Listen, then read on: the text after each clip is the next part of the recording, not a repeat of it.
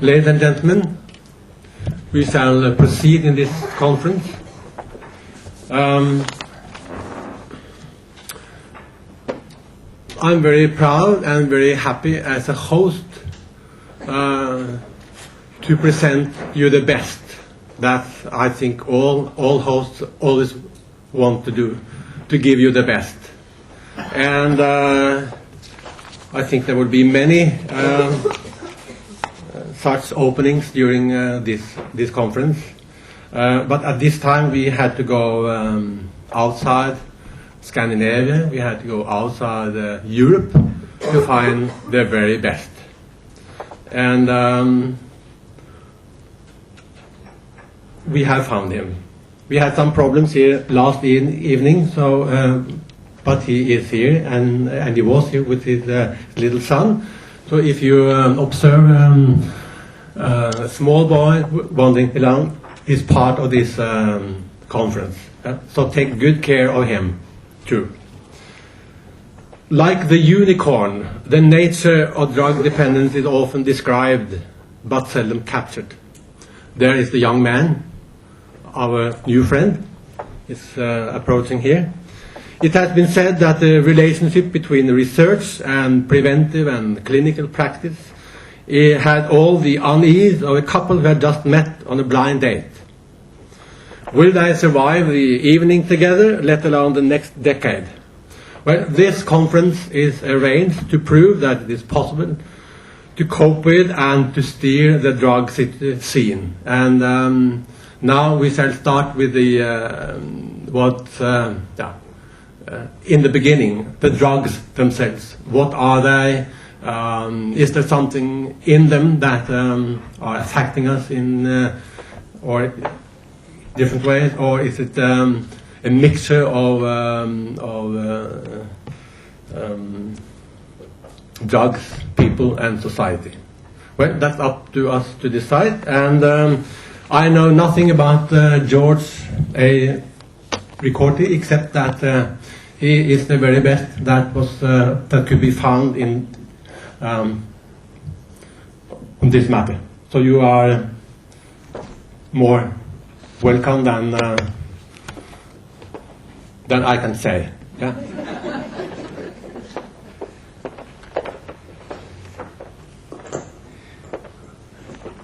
I think this microphone. Can everybody hear me? Good.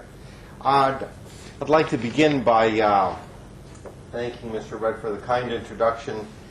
And also, it's very nice to see Dr. Moreland again, who I had a chance to meet a year or two ago. It's a pleasure and honor to be invited to participate in this conference. I very much appreciate it. I have to say the words of the Minister of Social Affairs. In this context, I think some of what I'll be talking about today poses a very interesting situation of this interface between a specific aspect of science that generates information, but as she aptly stated, the next challenge beyond trying to get at least the information, the next challenge then becomes trying to convey that information to interested in the relevant parties. And I have to say that in that regard, as a scientist over the last 4, 5, 6 years, I've come to appreciate how that in and of itself is a major, major challenge. Because I think what you'll see today is that the message that comes across from some of the science with some of these relating to these amphetamine type stimulants, I think the message or what we've learned about these drugs over the last 10, 15 years is actually very straightforward. And I think it carries a very simple, straightforward public health message. But I can tell you that despite significant effort and resources being devoted to this issue, at least in the United States, the campaign, the public health campaign, with regard to ecstasy or Mdma is, let me put it this way, it can't be characterized as an overwhelming success. And the reason is simple, is because over the last 10 years, the more information we've obtained on MDMA or ecstasy, the greater the use, or the more prevalent the use of this drug has become in the United States. So we're doing a terrible job conveying what I think is a very, very simple, straightforward message. And I think one of the challenges for particularly a group such as we have assembled here is, one, trying to convey the information from the scientific standpoint, but then from an educational and clinical standpoint, trying to take that information into the community, translating it to relevant parties so that at least the health-related message gets across to the relevant public. And I'll be more specific about that in just a second. Much of my presentation today will be centered around MDMA or ecstasy, which is simply one of the amphetamine derivatives. I think this next slide I just put there a second ago is just to remind all of us that amphetamine is simply the parent compound that has been used to synthesize literally hundreds of different amphetamine analogs or amphetamine derivatives. These are simply chemical cousins of amphetamine. As I indicated, much of what I will say today pertains to MDMA or ecstasy. I'll also say a few words about methamphetamine. These two amphetamines being the ones that are most widely used in the United States. Interestingly enough, in the UK and in I think a number of European countries, I was interested to see the data from the Nordic countries. It's amphetamine itself, it appears, that is oftentimes used. But there are a number of these synthetic amphetamine derivatives. Most are synthetic, not all. There are drugs like metcathinone. Metcathinone is synthetic, but it's actually a derivative of cathinone, which is a constituent of the khat plant in the African peninsula. And of course, all of you are aware with ephedrine that comes from the Chinese plant mawang. So there are both naturally and synthetic amphetamine derivatives. And I think what we're beginning to see, based on some data with MDMA, based on some data with methamphetamine, is that these amphetamine derivatives have toxic properties that I think until now we really haven't fully appreciated as much as we should. The actual first, as I'll show in a few minutes, of some of the very first data pointing to the toxic effects, I'm referring to very specific toxic effects. The potential for some of these amphetamine derivatives, like MDMA, like methamphetamine, to actually damage certain types of cells in the brain. You know, one of the reasons I think we've had such a difficult time with an educational campaign in the United States is because all too often we've been very loose in our use of language about how harmful drugs are. So oftentimes, or at least sometimes, exaggerating the true neurotoxic potential of some of these psychoactive drugs. And now we come along with a particular drug such as MDMA, which truly can, and I think this is what's unique and interesting about MDMA and some of these other amphetamine derivatives, they truly can damage certain cells in the brain.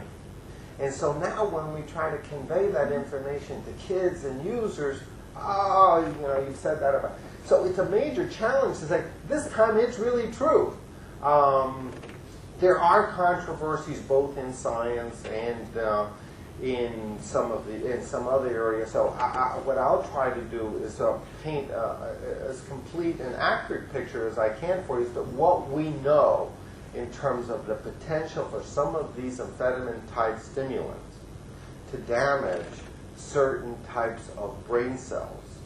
And at the end of the day, when I say the message is simple, what I mean by that is I think if more and more people were aware of the fact that experimentation with some of these amphetamine derivatives can truly damage certain cells in your brain, cells that typically don't have the wherewithal or the capacity to regrow, that I think more and more people would take that message seriously and think twice about whether or not they want to experiment with some of these particular drugs.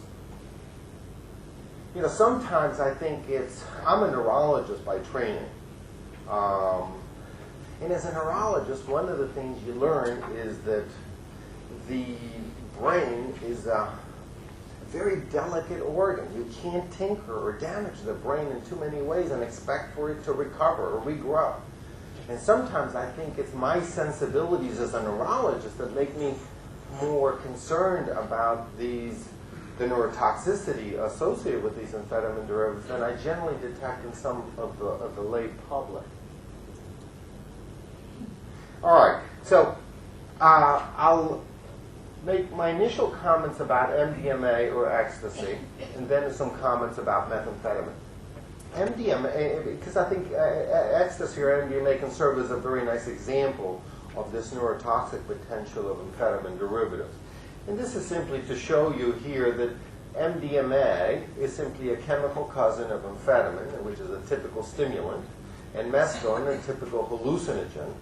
And sometimes people refer to MDMA as a hallucinogenic amphetamine, although users of the drug tell you that it's more than that it has unique psychoactive properties. Indeed, that's where this whole story about MDMA and the possibility that it has some therapeutic potential in psychiatry, I think, has come from. I think it's important to recognize that similar claims were made about cocaine and a number of other psychoactive drugs, LSD. Having said that, I think it is also fair to state that the pharmacology of the effects of MDMA appear to be interesting and unique, and something probably we still don't know too much about. Clearly, the users of the drug are caught up with the unique effects of this drug. Methamphetamine will be the second amphetamine derivative that I'll discuss a little bit later. Now, just a few words about ecstasy or MDMA. It was actually first synthesized in 1914 by Merck. We don't really know why the drug company made it. Some people said they were trying to develop it as an appetite suppressant. I'm not sure that we really know. There was some limited testing in animals by Hartman's group in the early 1970s, but they were looking at how much MDMA does it take to kill a rat or a mouse. They weren't very comprehensive studies. It was in 1978, almost 1980, that Dr. Shulgin and Dr. Nichols in the United States first reported the psychoactive effects of the drug, and they were the first ones to suggest that, geez, maybe this is a drug that could have a place in psychiatry as an adjunct in therapy. And it wasn't long after that the first reports of abuse of MDMA surfaced in the United States. Diego, I'm going to quiz you on all this at the end, so you better pay attention. I have to tell you, it's very interesting for me to now come to Oslo and hear ecstasy mentioned almost in passing. People have heard about it, they know what it is. It's interesting for me to go back to Baltimore and recognize that the people in Baltimore know what ecstasy or MDMA is. I have to tell you, when I first went to Baltimore in 1988, we were already studying ecstasy in the laboratory. Nobody in the city in Baltimore had ever heard of ecstasy. What is that? They wanted to know about it. They hadn't heard about it. And it's really quite remarkable how over the last decade, the use of ecstasy has increased. It really has become a remarkably popular recreational drug. In the United States, there is what is called the Annual Household Survey.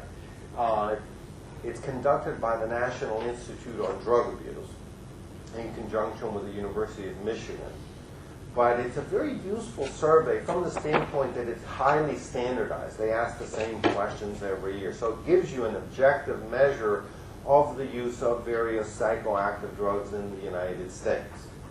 I can tell you that in 1990, 1989, MDMA wasn't even included in that survey because it had never been heard of. The household survey began to include MDMA in its survey in 1991. And what you can see here clearly is that amongst college students and young adults, there's been a steady increase in the use of MDMA. These are data just simply asking college students and young adults if they've ever used MDMA in their lifetime.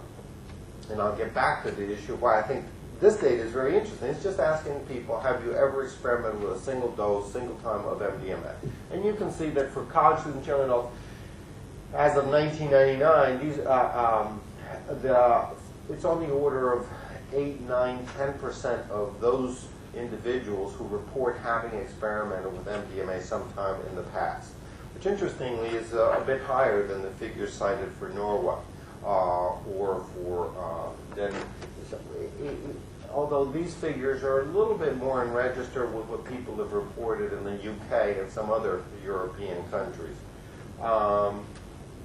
Whether that's a question of the instrument being used to measure, I can't tell you. But in the United States, amongst young adults and college students, 8, 9, 10% of people say they've experimented. What's interesting also is that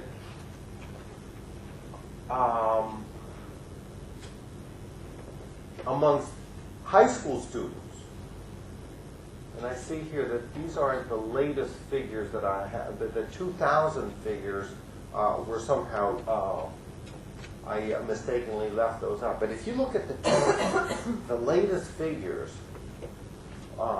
for use, I see, that's annual use rather than lifetime use. But the point I was going to make is a simple one, and that is that amongst high school students in the United States, the latest figures are that about 10% of high school seniors, 12th graders, also report having experimented with MDMA sometime in the past. And as in the case of the college students and young adults, there's been this steady upward trend of the number of people who report, of kids who report having experimented with ecstasy. And recently, that was why I was asking a question about how it's used. Recently, at least in the United States and in the United Kingdom, much of the increased use of ecstasy or MDMA has been in the context of these all-night termed raves, where people go and may use multiple tablets or capsules of MDMA over a 10, 12, 14-hour period, because these are parties that last through the night. In these parties, it's a number of drugs are used, but MDMA is touted as being one of the drugs of choice in this particular setting. And something that we never saw back in the early 1990s were people presenting to emergency rooms with problems in relation to the use of ecstasy or MDMA. And this is simply intended to show you that over the last decade, there's been an increasing number of people who've gotten into sufficient trouble with MDMA that they've ended up in emergency rooms.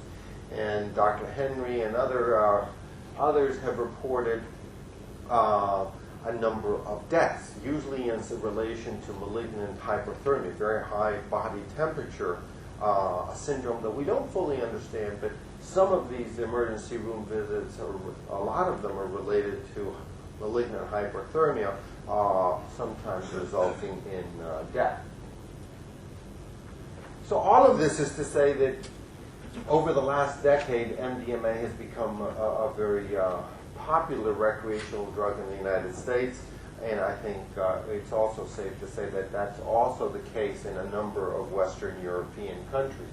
And the reason that one of the reasons that's of great concern above and beyond the issues related to drug abuse is the reason I was alluding to earlier, and that is that there is now a large body of research indicating that MDMA has the potential to damage certain cells in the brain, namely the cells that produce serotonin. So there's concern because MDMA is a very powerful or potent serotonergic neurotoxin, a drug that produces toxic effects on brain serotonin cells. Now, just a word about serotonin cells. This is just a human brain shown in side view. The serotonin cells, like all nerve cells in the brain, consist of a cell body, a nerve fiber, so nerve cell body, a nerve fiber, and then a nerve ending. So for serotonin cells, the nerve cell body is located here in the brainstem, or the base of the brain in the raphe nuclei. From here, these nerve cell bodies send projections or nerve fibers, or sometimes referred to axons, that go up to virtually every region of the cortex, every region of the subcortical brain tissue, and also there's descending fibers that go down into the spinal cord. Virtually every part of the central nervous system is innervated by these serotonin cells that originate in the raphe nuclei of the brainstem. We don't know we don't really know what these serotonin cells do. There's obviously millions of different types of nerve cells in the brain. Some of the cells we know a little bit more about. For example, dopamine cells, we know those are affected in Parkinson's disease. But for serotonin cells, we don't really understand what they do. We think they're very important in things like mood regulation. Why? Well, because some of the antidepressants work on serotonin cells. But I think it's fair to say that there's still much that we have to learn about what these serotonin cells that innervate virtually every part of the brain do. Now, how do we know, or why do we think that MDMA damages serotonin cells? It's actually very straight. The kind of evidence that scientists have gone about collecting that leads people to believe that this is a drug that damages brain serotonin cells, that evidence is really just, which is summarized here, it's really just a combination of some chemical evidence and some anatomical evidence. And basically all we have done, we and others have done, is gone and measured 5-HT. This is, I should just explain. 5-HT is the chemical name for serotonin, 5-hydroxytryptamine, also referred to as serotonin. Nerve cells in the brain, you have to understand, we identify them by what they use as their chemical messenger. So serotonin-producing cells use serotonin or 5-HT as the chemical that they use to transmit messages. And so when trying to determine if a drug like ecstasy damages or produces long-term effects on serotonin cells, all we do is measure markers or indices of serotonin cells using either chemical methods or anatomic methods, and that allows us to study or assess the status of these cells in the brains of animals, and as I'll show you in a minute, in the brains of humans. But this simply is telling you that there are multiple lines of evidence to suggest that MDMA is doing something harmful to the serotonin cells. It's reducing on a long-term basis the amount of serotonin. It's reducing on a long-term basis the amount of the major breakdown product of serotonin, or 5-HIA. There's a long-term decrease in an enzyme that makes serotonin, and it's a TPH. It's an enzyme that's only found in serotonin. So all of these are unique chemical markers of serotonin cells, and they're decreased on a long-term basis after MDMA exposure. So that was one of the first indications that this was a drug that was doing something harmful to serotonin producing. So let me show you some of this data. This is simply meant to remind me to tell you that, you remember I said nerve cells consist of a nerve cell body, an axon, and then there's a nerve ending. And it's at the nerve ending where the nerve cell secretes the chemical messenger, or in this case serotonin, to send a message to the next receiving cell. What MDMA does is that it damages or prunes the serotonin nerve ending. The cell body, for whatever reason, the cell body is not destroyed. It's just the nerve ending portion of serotonin cells that I think is pruned or damaged, destroyed by MDMA. And as I was referring to earlier in the preceding slide, the way we go about documenting that is by measuring things inside this nerve ending and finding out that they're decreased on a long-term basis after MDMA exposure. So, for example, these are early studies where monkeys were given increasing doses of MDMA ranging from 2.5 milligrams per kilogram up to 5. In these early studies, we gave the drug twice a day, morning and afternoon, for 4 consecutive days. We weren't trying to simulate how people use it. At that point, we were just trying to see if this drug produced these effects. And we measured 2 weeks after giving the animals the drug. In other words, we left the animals alone, drug-free for 2 weeks. Then the animals were sacrificed, the brain is taken out, and we measure the amount of serotonin in the brain. And what we saw early on was that 2 weeks later, at the highest dose, there was a 90%, almost total reduction or loss of brain serotonin. That was the very first indication that MDMA was doing something harmful to serotonin-producing nerve cells in the brain. And remember I said you can show this effect chemically and anatomically. Well, in this case, we're using an anatomic method. What you see here on your left, this is a cross-section through the brain. These are the serotonin nerve fibers that in this case, they've been stained with an antibody, a special chemical method, so that we can see the serotonin nerve fibers in the cortex, shown here in cross-section, of a normal monkey, a monkey that was simply treated with saline. And this is the top layer, these are the deeper layers, and you can see that there are a number of serotonin nerve fibers. 2 weeks after MDMA, there's an obvious reduction in the number of nerve fibers that contain serotonin or the serotonin transporter in the monkey that was given MDMA. And remember I said the effect is not only in the cortex, but also a number of other brain regions. This is another region known as the striatum.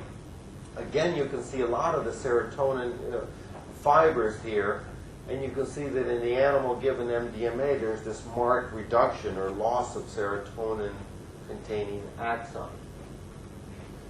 You could say, well, maybe that's just a short-term effect of the drug. But later we did some studies where you can look at animals a year and a half after they were treated with a drug, and you can see that compared to the control, there's still a marked reduction in the number of serotonin. So this is a drug that was producing a very long-term effect on these serotonin cells in the brains of monkeys. Recently, we've completed some studies where we waited 7 years after MDMA exposure, and you can see that, for example, here in the striatum, there's still a marked loss of serotonin axons or nerve fibers in the brain of this animal. So these are very long-term effects. And we think that these long-term effects are related to an actual pruning by the drug of the serotonin nerve endings in the brains of animals. And that's actually what's shown here. These are, they look complicated, but they're really not. These are just half brain sections, again, seen in cross-section, going from the front to the back. And this is an animal that received just saline. This is the animal that was given MDMA. This is a monkey that was given MDMA a year and a half before. And what we do here is use a special chemical marker, autoradiographic method, that allows us to map or see the serotonin transporter. It's a portion of the serotonin nerve ending. And using this methodology, what we can see or what we can map is the distribution of serotonin nerve endings in the brains of a control animal and in the animal given MDMA. And what this shows you is two things. If you follow the color scheme, where red shows a very high density of the serotonin and nerve endings, and this purple here is a very low density. Just follow your color scheme. But what this slide here is meant to illustrate, two things. One, that a year and a half after MDMA, you see all the blue, and those are the serotonin nerve endings. They're missing. in most brain areas. But interestingly, if you look at some brain areas, like this is an area called the amygdala, and the basal portion of the brain, or the hypothalamus. If you look at those brain areas and you follow this color scheme, what you see is that in this area, the animal given MDMA actually seems to have more serotonin nerve endings than the control animal. So it's not a question at this point of just the drug pruning or having damaged these cells, but once you damage the cells and you allow the cells time to recover, what happens is they're never able to regrow and go back up and innervate the cortex. But areas that are closer to the cell bodies or to the base of the brain, those areas actually are hyper-innervated. They get more fibers. So what we're seeing after MDMA, and what has been termed as a pruning effect, is that some areas remain denervated, or they lose their axons or nerve, and other areas have more. So that what the drug is really doing is causing a rewiring of the serotonin nerve system in the brains of animals. That's the pruning effect, and that's just shown here, schematically here, that initially, here's the nerve cell body, this is nerve fiber. What MDMA has damaged the nerve endings or the axon terminals. So here's the normal nerve fiber, cell body, the axon, nerve ending. The drug comes in initially, it damages the nerve ending. It doesn't damage the cell body, interestingly enough. But then if you give the cell time to recover, well, these are permanently damaged. They never grow back, but these actually grow in excess. So that's this rewiring of the serotonin nervous system in the brain of the monkey that I'm referring to. So lots of lines of evidence in animals that this is a drug that damages brain serotonin cells. Now, obviously, kids and lay people, all of us in pharmacologists, scientists want to know, well, what's the relevance of this animal data to users of MDMA? And obviously you have to consider that there may be species differences. What you see in animals, maybe you won't see, maybe you won't even see it in all animals. How did you give the drug? That may be how frequently you gave the drug, how much of the drug. All of those are obviously important factors in considering the neurotoxic potential of this particular drug. Considering the toxic potential of any drug. Well, we all know that any drug, if you take too much, it can produce harmful effects. Maybe not this kind of harmful effect, but we know that intuitively. And I think with regard to MDMA, what is important to recognize is that over the last 5-10 years, a number of studies have been done to try to address these particular questions that go at the issue of how relevant the animal data will be to humans. Does this pruning effect that I describe in animals occur in users of the drug? Well, I can tell you that if you look at a number of species, rats, guinea pigs, squirrel monkeys, a number of non-human primate species, every animal species that's been tested to date shows the effect that I illustrated for you in the squirrel monkeys. So, if you were going to be a betting person, say, well, what's the likelihood, the fact that it's occurring in all animal species tested, the odds wouldn't be very good that this is unlikely to happen in people. In the early studies, original studies, we gave the drug by injection, subcutaneously. And as you've heard earlier, most people just take the drug by mouth. So it was important here, for example, to compare oral administration versus subcutaneous administration. And what this simply illustrates is that the oral route, shown in red, yes, the effects after oral administration are a little bit less pronounced. So, for example, after subcutaneous administration in this brain region, this hypothalamus, you see a decrease on the order of 70%. After oral administration, the decrease is only on the order of 40-50%. So yes, if you take the drug orally, the effect is a little less pronounced it's still present in every brain region examined. So the oral administration per se doesn't afford significant neuroprotection. Then if you compare the fact, remember I said we gave the animals the drug twice a day for 4 days.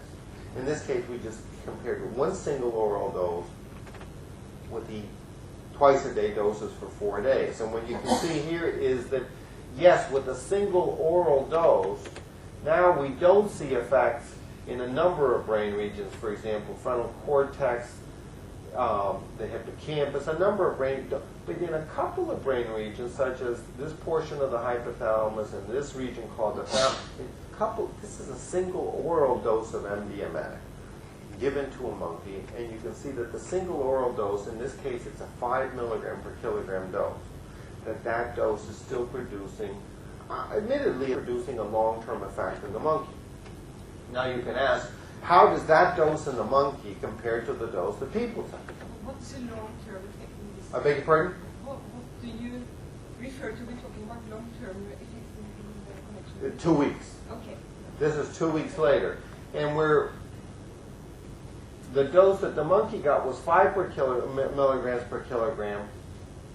Humans generally, in order to experience the desired subjective effect, have to take 100, 125, 150 milligrams. So depending on how much the person weighs, their dose will be on the order of about 1.7 to 2.7 milligrams per kilogram. So the dose that we gave the monkey is still 2 to 3 times higher than what people take. But what I always, actually we made the mistake originally, and now I find a lot of other people also make the mistake, is that when you compare doses of drugs on a milligram per kilogram basis, you can't do that without taking into account that a small laboratory animal, like a squirrel monkey, only weighs 1 kilogram, whereas humans will weigh 60, 70, 80 kilograms. So there's a vast difference in body mass between a small laboratory animal and a human being. And that difference in body mass cannot be and should not be ignored when trying to compare doses on a milligram per kilogram basis. And this is something that the pharmaceutical industry is well aware of, because they're always doing tests in rats and mice, and basically there's a whole science that's been developed, a science called interspecies drug dose scaling, literally books written on this, methods that you use to convert doses in small laboratory animals to equivalent doses in humans. And when you use that methodology to compare the 5 milligram per kilogram dose in the monkey that I said produces this admittedly small but significant long-term effect in the monkey, that 5 per kilo dose in the monkey is actually the equivalent human dose is 1.5 ml. So it's identical to the usual dose that people take. So on the one hand, people can say, oh, that sounds alarmist, that even a single oral dose of MDMA can produce a long-term effect in the monkey brain, in the human brain. But it's not meant to be alarmist. This is simply what the best numbers and the best science we have, that's what it's telling us. So the interesting point about MDMA and its neurotoxic potential is not only that this is a drug that can damage brain serotonin cells, of equal importance, and oftentimes not appreciated, is the fact that it can damage brain serotonin cells when used or taken in the usual human doses. The toxic doses could clearly overlap the doses that are required to experience the subjective effect. So for any drug, any medication, what you like to have is what a pharmacologist referred to as a large therapeutic index, so that the toxic dose is very high, and you only need to take this dose to produce whatever desired effect there is, so that there's this large margin of safety. For MDMA, what this data is telling you is that the margin of safety is virtually non-existent, at least when you're considering the serotonin toxic effect. Recently, what we've done is There's a lot of people who don't believe this or who disagree with this and think that the scientists are being alarmed. This is simply the data. Recently, what we've done is a series of experiments where we actually ignored these principles of dose scaling and said, okay, forget that for a moment. We're just going to give animals, in this case baboons, the typical dose of MDMA, about 2 milligrams per kilogram. But what we wanted to do was simulate what these animals would get, simulate the use of MDMA at these raves, at these all-night dance parties, where people oftentimes take 2, 3, 4 doses over an 8-10 hour period.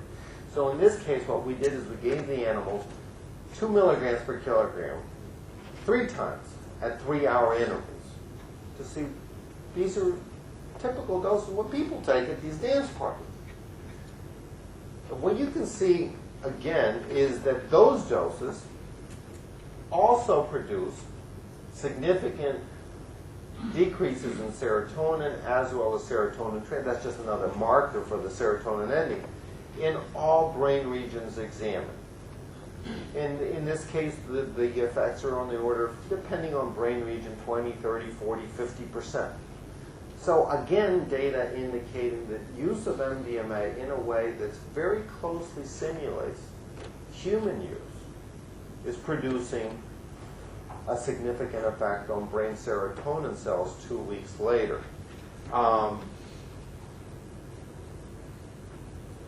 You can also illustrate that effect using the anatomic methods. This is the same animal I just showed you, but in this case, looking at the serotonin axon or nerve endings in the cortex, here's the control, and you can see that it's not as a severe effect as you saw with the higher doses. But this is just the 2 per kilo doses given 3 times at 3-hour intervals, and you can see an obvious reduction. So it makes you wonder if kids who use the drug in this way at dance parties, are they sustaining the same kind of injury? One of the fascinating things that I don't think I included a slide on this, but we've just come across, I'll share this in confidence here. What we've learned is that when we give the drug twice a day, this 2 milligram per kilogram dose, 3 times, actually you only needed to give it twice. What we've just learned is that one of our ideas about this drug was mistaken. We've always thought that MDMA or ecstasy was highly, highly selective for the serotonin cells. In other words, when we examine the status of other nerve cells in the brain, all of them would be fine. It was only the serotonin cells that were affected. What's interesting, what's been interesting to us, and we've recently discovered, is that when you give these closely spaced repeated injections, the drug is no longer selective for serotonin cells. Suddenly, dopamine cells, the cells that are important in movement, the ones that are affected in Parkinson's disease, suddenly, and we don't understand exactly why, but suddenly those dopamine cells are, not only are they affected, but remember the effects on serotonin were only 30, 40, 50%. When we look at the dopamine cells, we're seeing effects on the order of 70, 80, 90%, marked reductions in dopamine when you give these repeated doses as the kids take in the setting of the. So I think that's actually a very new aspect of the story that we haven't yet published, but the paper is currently under review. It's been a major surprise for us, and I think it will be a major surprise for many people in the scientific community, because we've always thought of MDMA as a highly selective neurotoxin. This new data challenges this data about selectivity, and is telling us that depending how you take the drug, how frequently you take it, you may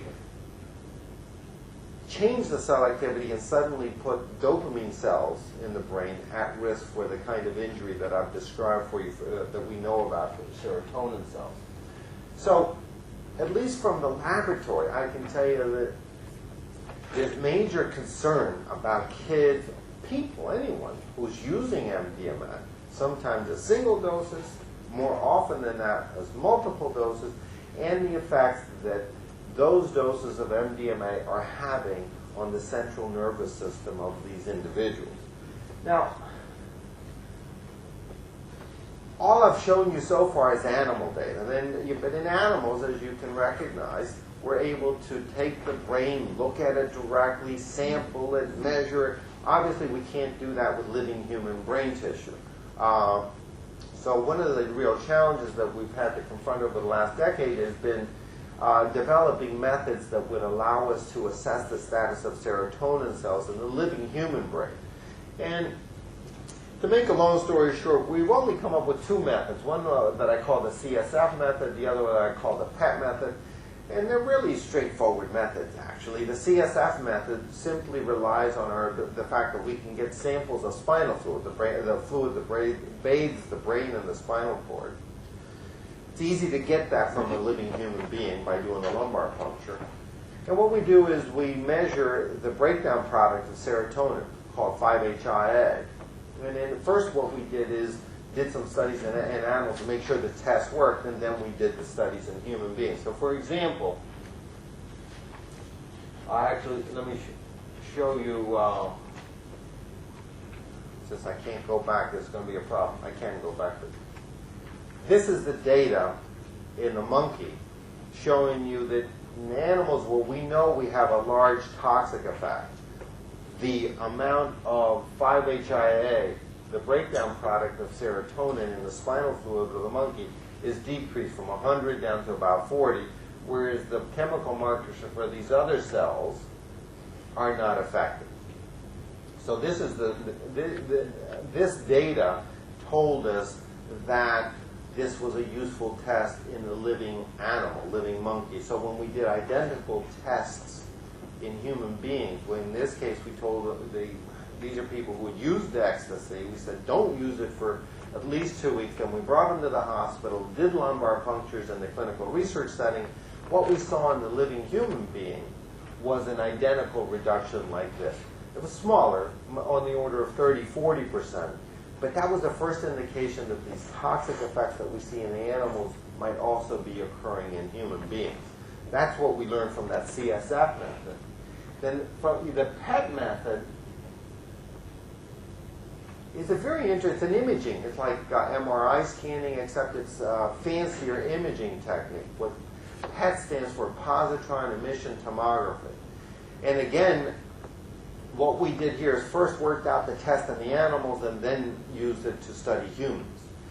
And the way this test works is that you take a radioactive compound, one that emits positrons, but it's a very special compound. You give it through a vein. It goes, it crosses the blood-brain, gets into the brain, and it sticks to the serotonin cell. So it's a chemical marker for serotonin cells. But the beauty of it is that it can emit positrons. So you give this a very small amount of this tracer. It goes and sticks to the serotonin nerve endings, serotonin cells, emits positrons, and the patient or the subject is inside a PET scanner, this PET camera, and the camera is able to tell where the positrons are coming from. And in that way allows you to see in the living brain the serotonin cells. And what you can see here, this is actually a study in a baboon, and you can see that in the normal baboon, this bright signal corresponds to those serotonin cells. And you see that in the baboon given MDMA, the serotonin nerve ending signal is missing. So again, this told us that the PET technique could be used to study the serotonin cells in the living brain, in this case, the baboon. This is 2 weeks after MDMA. You can see that you've lost the signal coming from the serotonin neuron. When we do the exact same test then in people, again, people who haven't used MDMA for at least 2 to 3 weeks, you can see that in the control individual, there's nice labeling of the bright signal, and For example, this is of the striatal complex. And you can see that in the MDMA, in the individual, the history of MDMA use, that signal is markedly reduced. Again, suggesting that the toxic effect that we see in the animals may well be occurring in human beings. Now, as a neurologist and neuroscientist, it seems to me that just knowing that you have a drug that can damage these serotonin cells, and that in and of itself might be alarming or of a concern. Interestingly, a lot of kids, a lot of people, and a lot of enthusiasts about MDMA, well, so what? How does this translate to a change in how I think, feel, or how? What are the consequences of this nerve injury? And I have to tell you that both in animals and in humans, that's been a major challenge. I mean, it's been difficult enough to show that this toxic effect occurs. It's even more difficult then to try to figure out what that damage translates into in terms of a functional change. In part, that's because we don't really know what these serotonin cells do, as I said earlier. And what we do know suggests that they're involved in things like mood regulation. How in the world do you measure mood regulation in an animal? So it's very challenging to try to figure out what functional changes might take place as a consequence of this injury. And that's true both in animals and in human beings. One of the things that I thought I would mention briefly is that when you consider what serotonin neurons have been implicated, I mentioned mood regulation. One of the things that have been strongly implicated is memory function, learning and memory. A number of vital functions, but it's interesting that learning and memory is one of those areas where serotonin has been implicated. The reason I mention that is because studies, this is simply to say that given the implied role of serotonin in those functions, if it's missing in the brain diffusion, areas where you might have a problem, and people who have used or abused MDMA might be depression, anxiety, impulsive behavior, and this one area here, cognitive dysfunction, that I'll comment on in just a second. This is simply to say if you're missing brain serotonin, these are some functional consequences in human beings that might be anticipated. But again, this is still an area that much more research, calls for much more research. The one area that has emerged, and I think is worth noting, is this area of cognitive dysfunction. There are now, and this doesn't really include even all of the studies, but now there are at least 8 studies from 6 or 8 different experimenters around, not only in the United States, but in a number of Western European countries. So a number of research groups looking at MDMA users have now reported that people with a history of MDMA use show evidence of cognitive dysfunction in certain aspects of memory function. And while I don't think one would want to jump to the conclusion that yes, MDMA causes memory problems, and these studies are difficult to do. I did want to highlight for you the fact that there are now at least 6, 7 different experimental groups, all of whom are reporting changes in cognitive or memory function in MDMA users. The reason I think the conclusions still have to be regarded as tentative is because, for example, people who use MDMA might also use marijuana.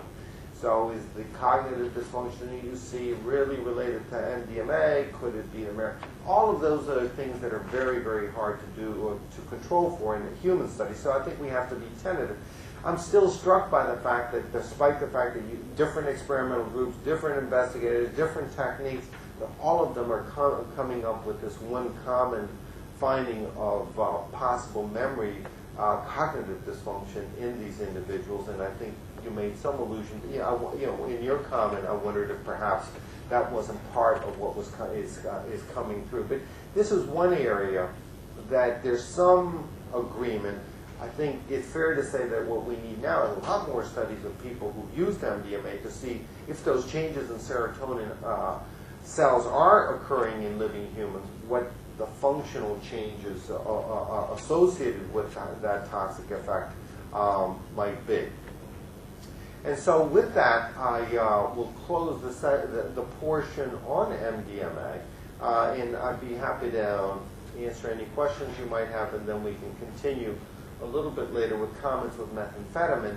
With methamphetamine, basically it's really just a very, very, very similar situation as I just discussed with MDMA in terms of the toxic potential. The major difference being that methamphetamine, until now anyway, we thought that unlike MDMA, it can also affect dopamine, but as I just mentioned, it looks like if we change how we give MDMA, MDMA itself may also cause effect not only on serotonin, but also on brain dopamine cells. So in short, these are MDMA and other amphetamine derivatives. I think from a neuroscientific standpoint, something that's very important to recognize is that these are amphetamine derivatives that can have the potential to produce this very, very selective form of nerve cell injury or brain injury in animals, possibly human beings, and that we still don't fully understand what that injury translates into in terms of changes in everyday life, what the functional consequences are, but there's some reason to believe that at least in the MDMA cohort that there may be problems in memory function.